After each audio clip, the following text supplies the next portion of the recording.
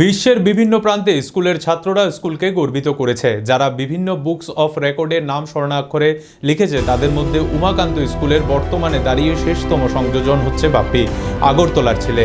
কতটুকু অবধি গিয়েছে তা বিভিন্ন সংবাদ মাধ্যমে প্রকাশিত হয়েছে এর আগেও। একেবারে মাউন্ট এভারেস্টের বেস ক্যাম্প অবধি অতি দুর্গম রাস্তায় ঝড় বৃষ্টি উপেক্ষা করে সাইকেল চালিয়ে সেখান থেকে সাফল্যতম অর্জন করে ফিরে আসে। রাস্তার মধ্যে তৃষ্ণা মেটানোর জন্য দাঁড়িয়েছিল, তখন তার পেছন দিকে ৫,০০০ ফুট ধস ভেঙে পড়েছে। সেই ধস পেরিয়ে আগরতলার ছেলে আবারও প্রমাণ করে দিল পরিশ্রম করলে তার সফলতা আসবেই। তার এই জয়কে কেন্দ্র করে উমাকান্ত একাডেমি বিদ্যালয়ে ছাত্র ও আলামুনির তরফ থেকে তাকে সংবর্ধনা দেওয়া হয়।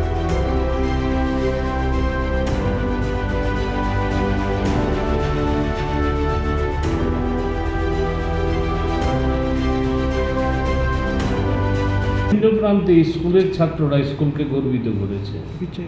যারা গর্বিত করেছেন, যারা বিভিন্ন বুকস অফ রেকর্ডসে তাদের নাম স্বর্ণাক্ষরে লিখেছেন, উমাকান্ত স্কুলের শেষতম বর্তমানে দাঁড়িয়ে শেষতম সংযোজন হচ্ছেন আমাদের ছোট ভাই বাপি, আগরতলার ছেলে, চন্দ্রপুরের ছেলে।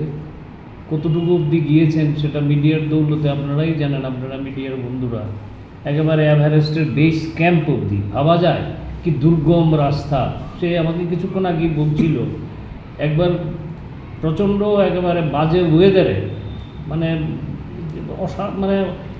একেবারে বাজে weather, he was just thinking that একটু স্টপ হয়ে কোথাও দাঁড়িয়ে এক গ্লাস জল খাই। জল খাওয়ার জন্য সে দাঁড়িয়েছে, সে লক্ষ্য করেছে তার পেছনে ৫,০০০ ফুটের মতো মাটি ধস করে চলে গেছে। ওই জায়গাটা তার ক্রস করে এক পার থেকে ওপারে যেতে প্রায় ২.৫ ঘন্টা লেগেছে। এটা মানুষের পক্ষে চিন্তা করা যায় কি, যে কথাটা সে বলেছে যে এই সাকসেসের পেছনে কি আপনি ভাবছেন রাইটলি, যে আমি না হেরে যাই, হারবো না, হারার আগে হারবো না, মরার আগে মরবো না।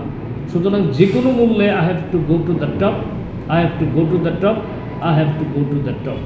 উমাকান্ত স্কুল থেকে আমি ৫০ বছর আগে বেরিয়েছি, ও বেরিয়েছে ২০০৬-এর, তার আগে বেরিয়েছে আমাদের সুভাষিস, আমাদের ভাস্কর, আমাদের ছোট ভাই আরেকজন।